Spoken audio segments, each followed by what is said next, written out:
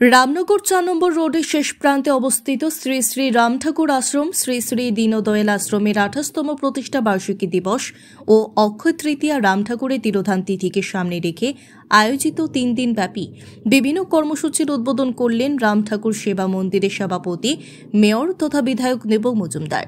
सोमवार बिकेले आयोजित এই उद्बोधনী অনুষ্ঠানে মেয়র ছাড়া উপস্থিত ছিলেন কর্পোরেটর নিভাস দাস, তুষারকান্তি ভট্টাচার্য, নীতু গুহ দে, রামনগর মণ্ডল সভাপতি অমিতাভ ভট্টাচার্য সহ অন্যান্যরা।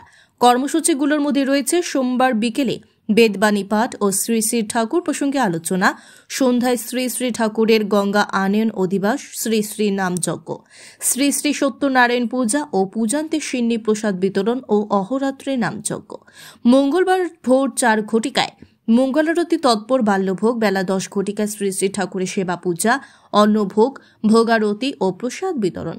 বুধবার ভোর 4 ঘটিকায় মঙ্গলারতি তৎপর বাল্যভোগ, বেলা 10 ঘটিকায় শ্রী শ্রী ঠাকুরের সেবা পুজো, অন্নভোগ, ভোগারতি ও মহাপ্রসাদ বিতরণ করা হবে।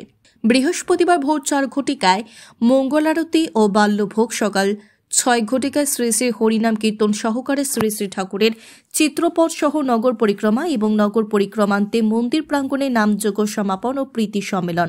সম্মেলন শেষে উৎসবের পরিসমাপ্তি ঘটবে বলে জানান উদ্যোক্তারা।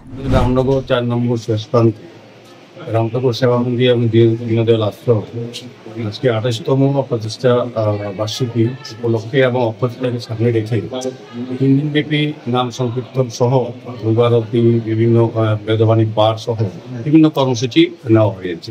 তো এবং 30শে এপ্রিল মহাপ্রসাদ বিতরণ করা হবে। তো আমি বলছি যে আশ্রমের পক্ষ থেকে সমস্ত বক্তব্য ব্যক্তি এবং রাম ঠাকুরের আশীর্বাদ যাতে দূষিত হয় সেটাই প্রার্থনা করি।